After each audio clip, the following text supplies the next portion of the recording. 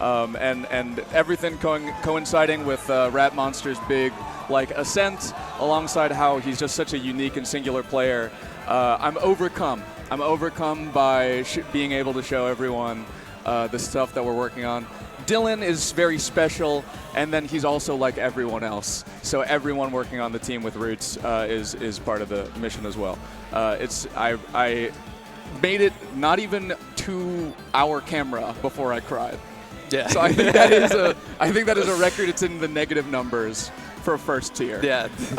That's impressive. That's the Rat Monster effect. That's the Rat Monster effect. Yes, Roots Rat Monster is going to be playing in the bottom half of winners side of top 8 up against Ginger, who's coming back from a longer competitive mental hiatus in a big way, right? With a really strong, I think, third place finish at Supernova last year or something. Right, yeah. Coming out of retirement, that was absolutely insane. Yeah. I think. And Gommel. It was a good Gommel yeah, too. Yeah. Everybody knew that Ginger was good enough to do that, but whenever you see somebody who plays like a very, tech skill heavy play style, coming off of retirement, not playing very much, you don't know what to expect. And Ginger has how long it takes to get back to full power. Yeah. Ginger came back maybe even looking stronger. Right? Straight up. I mean, Ginger was a perennial top 8 threat, but not always cracking into the top 4 at majors, that frequently. So. And maybe it's a simple mindset shift that puts you up at that next level, right? Yeah. Rat Monster seems to have done the speed run time skip, like he skipped a bunch of levels to get to the top. Yeah. So that's not very fair. We'll have to see how they do, because I think you were saying that they have played like maybe one soft line or something. Yeah, they played one soft line. I think it was at Fast Falls. Ginger won 3-2. Okay. And I mean, it's generally a tough matchup for Luigi, Falco, Luigi. But before we get into the winner sets, we got some loser sets, and our friend Ziff will be emceeing, so we're going to cut over to him right now. Good afternoon, gamers. If you're excited for some Melee top 8, can you make some noise for me? Anyone? Yeah.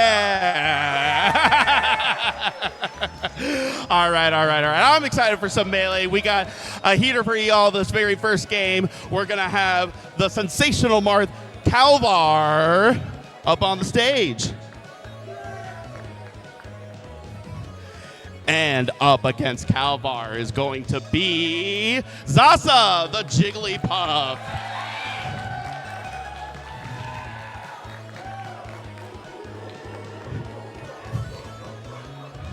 Keep that energy, everyone. Let's get ready for some Melee top 8. Good luck to our competitors. And thanks so much, Ziff. This first set in the loser side, these are where our lower ranked top 100 players are playing. Kalvar, I believe I wrote it down. Kalvar 85, Zasa 73 at the most recent top 100 ranking, and Zasa has got the real home turf advantage as well. Right? Yeah, you can hear the crowds, or we can hear the crowd at least, and in North Carolina it's super loud for her. She is the #1 ranked player out of this region, so the way we feel about Rat Monster is how the crowd feels about Zasa right now. Yes, and if Rat Monster had an animalistic noise that we could make also, you better believe we're hitting it, right? We'll come up with something. Just the appearance of Zasa is enough to make barks emanate through the venue room. And I think it's for good reason. Zasa, I think, is a really interesting player to watch. Actually, as a Puff player, how do you feel about Zasa? Well, I played Zasa twice, and she's absolutely destroyed me in Puff Dittos. Yeah. I do think, I feel like she gets under-talked about in the Grand Puff ecosystem. I think, it's clearly HBox and SCJ as #1 and 2. And then Billet's up there, top 5. Yeah, you hear Billet up there. Right. And then you hear, Dawson and Faust and Eve and them. I totally forgot. I just went to Billet. But yeah. And then Zasa all the way, after you get through Eve. Yeah. But I think she's a similar level to all these other Puffs below SCJ. I think she can definitely punch up, and she also doesn't get upset that much. Yes, that's what I think is a big, that's what I feel about Zasa, is that she is strong. She's an underrated player in that I don't really see her get upset, and she's pulling off some explosive wins, right? Yeah. She probably she's Rap M's worst loss. Yeah, this year, yeah, we were talking about, Rap M skipping steps or whatever, but he's taking his lumps too. Chicken Man, Zasa, a lot of these those are matchups. hard. Those were hard for him. Yeah. Because he was like, I didn't know you could lose so early. Yeah. So he got really mad. He had to. Same thing with Zane also, right? Is like, okay, yes, you're unstoppable. It's unfair how good you're getting, and then you will have a Game 5 Hungry Box will curse at you and cry on the ground, and it's worse than you could have ever imagined. Yeah. And then you have to pick up his controller and lay it gently onto his chair at Summit. So gingerly, and you think it's because you think you're being bigger. For it. And in many cases you are, right? Yeah. But people still are going to remember. And it's Yes, and you see it. Yeah. You see it before you go to sleep at night. Kalvar on the other side, I think at 83, but a more tenured top 100 player has been, I think around the Doc era has always been around that level. And I am a big Kalvar believer, and I believe also that currently he's I think he's been mostly stagnant from on the larger scale of melee times. I think he's getting good wins at some of the brackets. I think he beat Chicken Man most recently when they played, but as far as something to prove, I think Zasa is really capable of it, and then I'd like to see Kalvar play out. Okay, this is an interesting start here on Dreamland. I will say, we've seen a lot of Zane H-Box sets, and they don't start Dreamland, but Zane usually cooks on Dreamland, and the reason is because Marth has a very distinct neutral advantage, and it's hard to get in on him. But I still think this is not a great start because you got to be able to kill Puff, and if you're willing to play neutral a bunch of times and kill with the tipper fair, then sure, but you gotta. Otherwise, it feels like, especially on Dreamland, it's you play neutral a bunch of times and kill them at 250 with a tipper fair, or you have some setup that you actually find and you hit what sometimes feels like a random tipper or something that you have to accomplish, and then you can kill at 80 or something. Right, and it's this lead would not really feel that significant on Fountain, which is the normal starter for this matchup, sure. But it does feel pretty bad, and I mean, these backers just walling Kalvar out. Yeah.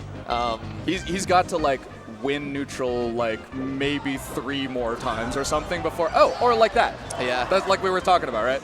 That's a classic. You see that at every level of Marth Puff, the bait on the shield. Sometimes, I mean, just a run through forward smash back, where both of these characters have a version of that on on the rest of the cast. I believe Prince of Boo calls that on Puff. I believe he calls it the slip and slide. Slip and slide. Okay. And when I learned it when I was coming up, the run through F smash back was a little bit owned by Old Dominion University in Virginia Beach area of MDVA, and they called it the Old and Dirty. That's pretty good. I like that one better actually than the Prince of Boo one. Yeah. ODU, Old and Dirty. It's because it also is you slime. You ran through and you actually found the kill at 107 on Dreamland. That's okay. That is something I think that Kalvar has on Zane, or is a unique strength of Kalvar's over the other Marths, is that I think that he is good. Maybe it's New England, the New England effect. He's good at weird stuff. Yeah. He has maybe setups that he can consistently hit. For example, I believe that Kalvar, if not now, then for a long time, was maybe the best at down throw tech chasing with Marth, particularly against Captain Falcon. That's the kind of thing where I think 22K has an element of this. Maybe a Bonfire as well, where it's you guys are weird at something. You guys are good at something weird. And so, you playing on Dreamland, it's not going to be the conventional knowledge of, oh, the blast zones are smaller, so it's better, or it's bigger, then it's worse. But rather, I'm going to be able to set up for my, 80 or 90% kills if I just play an easier neutral. Yeah. I mean, if you're able to get the grabs, you still have the same 50-50. And then once Puff gets to higher percents, there are actually 100% kill confirms off F throw depending on DI, you know, you might have to react with a dashboard up air or a run cancel F smash, but you know, even if Puff gets to high percent, like getting a grab is good. Oh, what's the range you would say? Like once the I think around like 130ish is when the like guaranteed off F throw combos start, which like normally you don't want to be up there, but on Dreamland you probably will be. Yeah, I think like 130 in general, just like from the broad sense of Melee. If you get to 130, I'm like, I'm done. I'm done. Like, you're supposed to be dead right now. And I mean, this is like very doable for Kalvar right now. Just got to get a grab. Yeah, that's right, actually. Oh, wow, no and misses the tech. Yeah, wow. That was kind of a weird space, like kind of a weird timing. I think it can be a little bit ambiguous because sometimes Puffs go for the reverse fair. Yeah. Right there. And so I probably would have missed that tech as well as Kalvar. And even then, I think you have to do the Marth thing with the turnaround, and even then it's ambiguous. Yeah. I think there, Zasa didn't really have a guaranteed edge guard. And you know, Marth has his double jump and side B juice, and he has all his resources. And so, honestly, she got kind of lucky there to get the kill, because if he did tech it and got back to ledge, like, she would have been off stage, not many jumps, and Kalvar would have been in pole position to win the game. That's an awesome moment. It is a real do or die, like Zasa coming in with an edge, but definitely, like, you know, loses the first interaction because Kalvar goes low. Yeah. And then, you know, then they're both at risk. We go FD. This is a pretty standard counter pick. It'll be interesting if Kalvar wins where Zasa goes, because I think Dreamland's like the only stage where you can really argue that Puff beats Marth, and then it's like, I guess Battlefield or Fountain or whatever. I'll take whatever's medium. Yeah. Yeah. When you say that Dreamland comes with a pretty distinct neutral advantage for Marth, is it largely like the space, or is there something to do with the platforms here? Basically, I'm trying to get at how does it change moving on to FD? I think it's largely the space. Like, as Puff, you kind of want to play closer to Marth. Like, you know, you kind of want to be able to scrap with Marth because he's just got really good range. And I mean, you can see, like, Zasa has invincibility, and she's forcing her way in. Got it. So when you say a distinct neutral, like, advantage, it's that in Dreamland that you can play at long range instead of forcing the Marth to play at the scrap or the medium. So, you know, if it's gonna become a long-term problem, Marth wins that because he's got a long-term solution. Yeah, but then he has to find the kills somehow. He does still have to find the kills. You know, that part gets pretty difficult against Puff on Dreamland. Now, I do believe that, like, FD, because of that, FD has an element of like letting Kalvar build space as well. Yeah, it has that element, and then it's also like, you know, you're like, Puff does, this is the sweet spot. Yeah.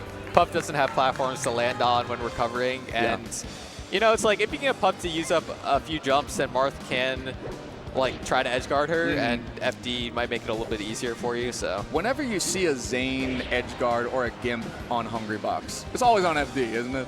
Yeah, it's either on FD or it's like a reversal off of a missed edge guard. Like, he goes for drop down fair and then gets like Zane ledge hop dares, and then H-Box like looks like he's gonna pound his chest or something. Yeah. Or he does the Eeyore, like a Yeah. What am I supposed to do against those?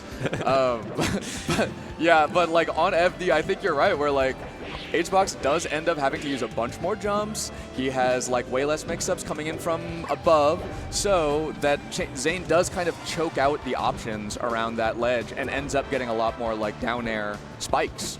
It feels like on FD. Yeah, and like when he's able to win on FD, it's like he's playing super patient, and like, because you want to get in on Marth, but like Marth's moves are so rangy, and it's like you just gotta wait for so long.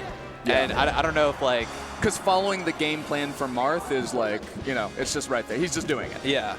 Kalvar's doing it right now too, and it's like, you know, Zasa I think is also doing a good job of weaving in and out, but it's kind of tough. I mean, there's another like dropped edge guard, and it's not like really a mess up. It's just kind of like she reads the wrong thing. Yeah. Kalvar doing, I think, interesting stuff. Oh, nice tech though.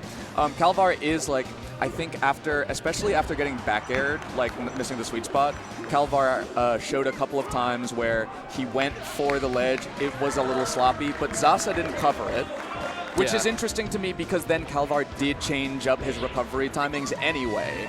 and that's been effective. And that was an example of what I was talking about earlier with the F throw.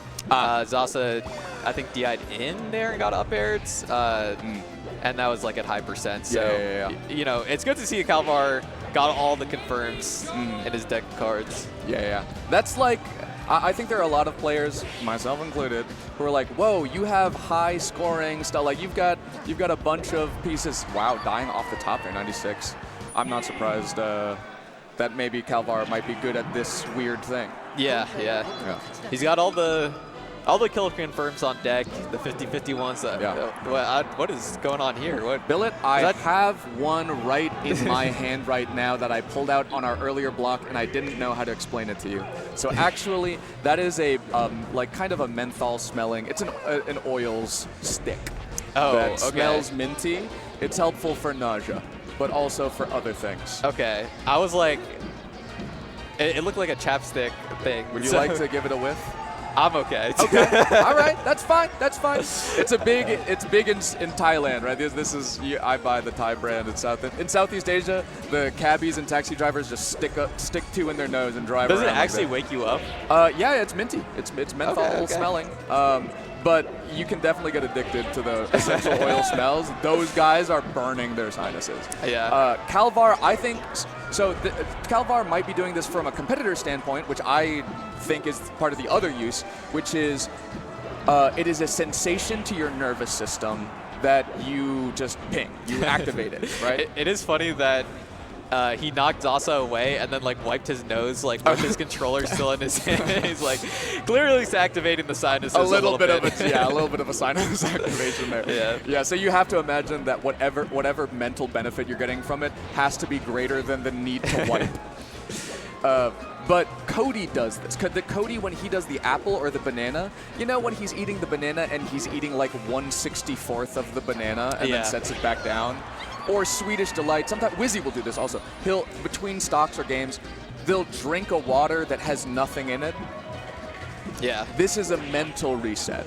This is your telling your nervous system that even though we're under stressors and we're using things, heightened reaction times from fight or flight, we are still also in control.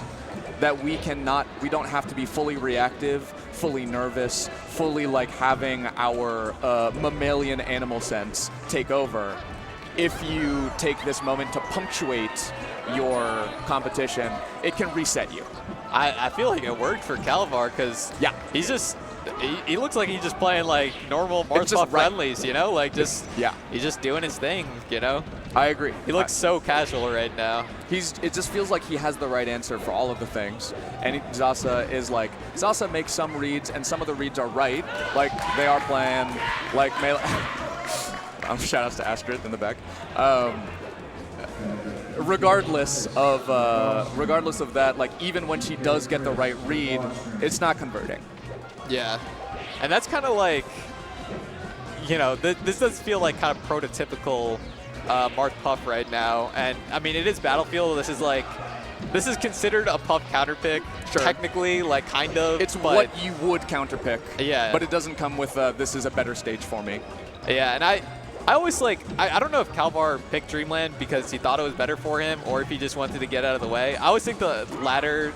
Oh, we could have seen like a Sing maybe, but still. Oh, a Sing would have been interesting, yeah. Okay. And then a reverse fair, I think, is some faith, but yeah. Yeah, that was good DI on the reverse fair to hold out. Didn't combo into anything for Zasa. Oh, okay, that makes sense because I was like, that was good DI because I DI in and then I get hit. But now you're telling me, okay, good. Oh, waits for the spot dodge, but just drill grab. Can't really like do anything else. Like can't drill rest because you're not trying to trade stocks. Yeah. And look at like Kalvar is also even playing the percent ranges and stock ranges. He knows that he is up, and so what does he do? He slowly like lands right in front of Zasa's shield, and then does an empty jump up tilt. Like empty land up tilt, right? That means you're not worried. I'm collected enough of my own like decisions and reactions where I'm not being reactive, I'm playing mix-ups. Yeah, this is an uphill climb for Zasa right now. Yeah.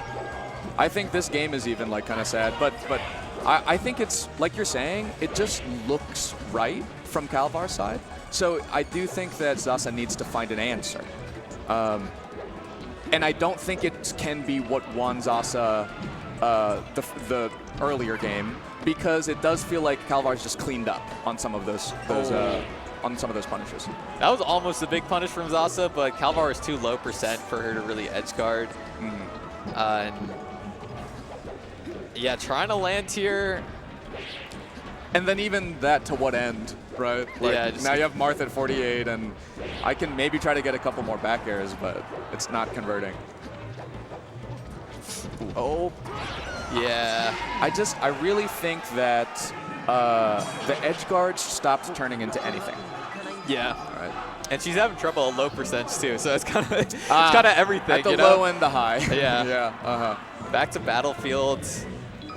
And normally the thing that the Marth has to figure out is like, okay, I have to kill in the standard, really hard, boring way at 250, or I have to come up with an interesting answer that like is specific to this person in order to find kills at like 80 and 90. But Kalvar has the answer.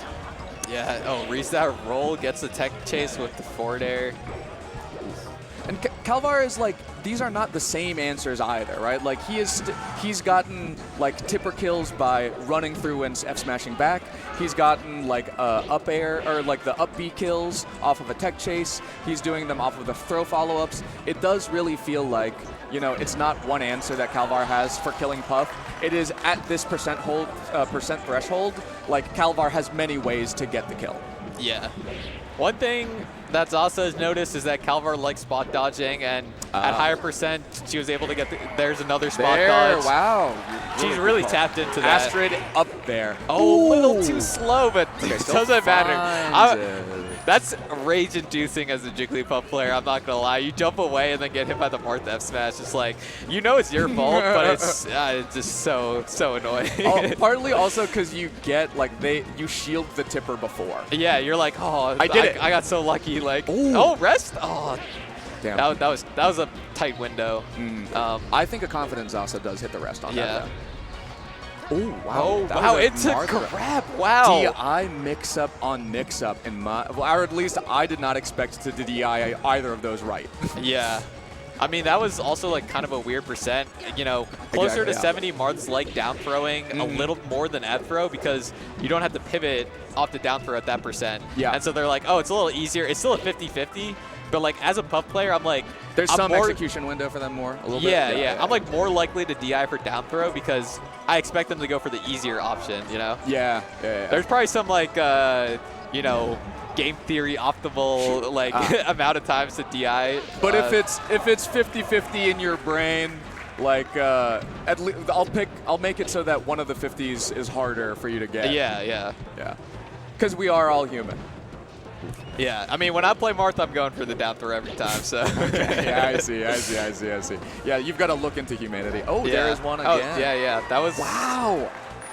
I don't think Kalvar has really killed Zasa over like 110 or something. Yeah, we don't see the real grinded out stalks that we see sometimes in this matchup. It's just been combos off a throw. It's finding it. Yeah. It's finding it, and I love that. Oh, nice. Ooh. Back air. Oh! Let's go, Astrid, in the player cam. I love North Carolina. I love knowing where the camera is, too, you know? Knowing the angles and stuff like that. That's great, like, framing right there. It takes from a compositional cinematic standpoint, to see, one, the manifestation of the play, the avatar, and then right behind, like when Goku helps Gohan do the Kamehameha. Yeah. You know, you have a spirit that exudes still the same experience, but in a totally different way. And I know that 22K is somewhere gonna do that for Kalvar. Doing it, if he wins this game 5 on Stadium. Yeah, actually, I think it's a weird game 5, right? It is. It's a weird game 5. They're both winning hard, and then the other one is losing hard, and now it's game 5. They both they both won on their counter picks technically, like in a normal Marth set, but not like that. Yeah, like, well, okay, I guess Kalvar won on Battlefield, but yeah. This is what I really shot. Are you serious? Yeah. That is a setup. That is the clearest example that Kalvar knows. That was like, I mean, there's a reason Kalvar teabagged there, and it's because Zasa was not ready for the down smash and did not DI it at all. I think she was expecting S smash. She died at 68 after. Yeah. She took bubble damage. It was 67 when she got to the blast zone. Because Kalvar hit her with the back hit of the down smash, and you're like, okay, if someone's facing that way, they're going to hit me with F smash. If I hold hard out on S smash, I might die from center stage. So let me just hold I'm not whatever. going to die off the top from Marth at 40. Yeah, and then you do from down smash. And Kalvar finds it hilarious because it kind of is. It is funny because in 2018, when Rishi told us all once, some of us immediately forgot. Oh, gets the side B. That was a really risky side B from Kalvar, but he makes it back. That was really good. This is what I noticed. Maybe? Good DI, finally gets a DI 50-50 right. Feels like that's been in Kalvar's favor most of the set. I agree. And I think like Zasa's big explosive punish, her like chemical X is sometimes finding an explosive rest. Yeah. Right? Like Kalvar can find these kills you don't expect at 80, 90. Zasa is finding rests where like no one else is finding rests. We weren't seeing that games 2 through 3, excuse me. But I think we're starting to see a little bit now, and that's a real key into like their emotional states as players. Yeah, now Zasa is trying to really extend this and make it one of those stocks that we haven't really seen where she just weaves in and out of Marth's range at high percent and makes him do something. Almost gets the jump. She does the spot dodge again. I love to see that because it showed Zasa's confidence and to the limits of it. Yeah. You don't want to see Kalvar just get run over. Yeah, it's like she knew for a fact Kalvar was going to spot dodge there, but hey, rest is a small move. Rest is a small move. And it's only out for a frame. Kalvar doing the, all right, I'll take it. Yeah, I mean, you take those every time against Jigglypuff, and that's going to be a stock, last stock, game 5. This rocks. Let's go, Astrid. New Hampshire We're versus hearing North Barks Carolina. out too. Lock in. Zasa, is she going to find a rest? Or is Kalvar going to rack up damage and get that grab? She's looking for it, right? When you see a Puff do up air at low percent, I know what you slime ball. But now Kalvar got a lot of percent on him. He's at knockdown percent, so she can just play it straight up. They're functionally the same percent range. Right. You really just cannot get grabbed as Jigglypuff here. Yeah. Oh, gets the jump in. Kalvar kind of getting a little aggressive out of the corner, which not necessarily bad. Neither of them wanted to grab. Yeah, that was...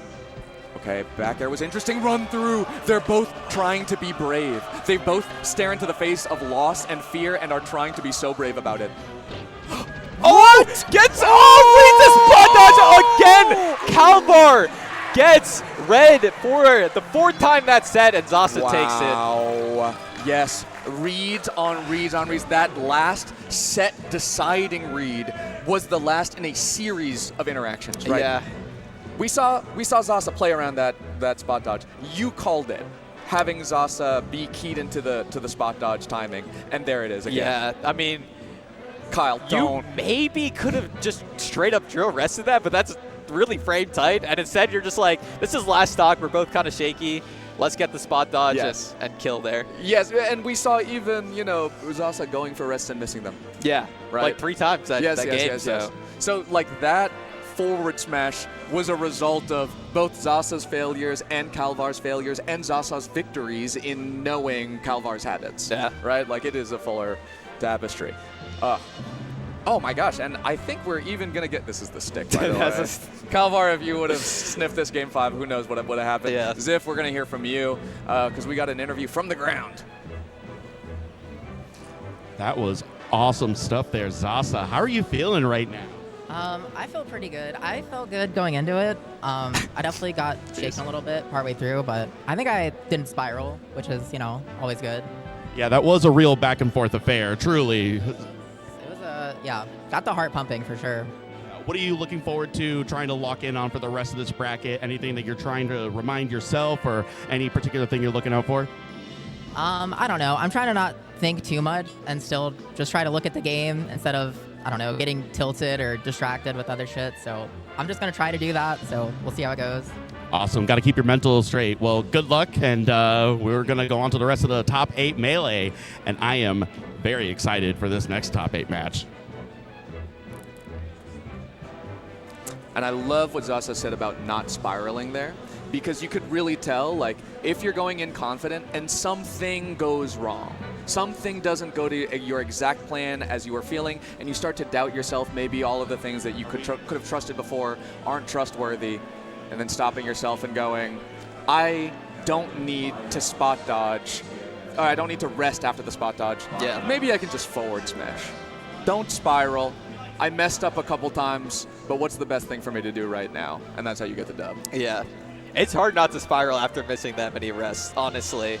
And Can I do anything right? yeah, yeah, for real. Like, so that was just impressively clutch from her. And our next set, we got Zimmerfizz versus Psyched coming up.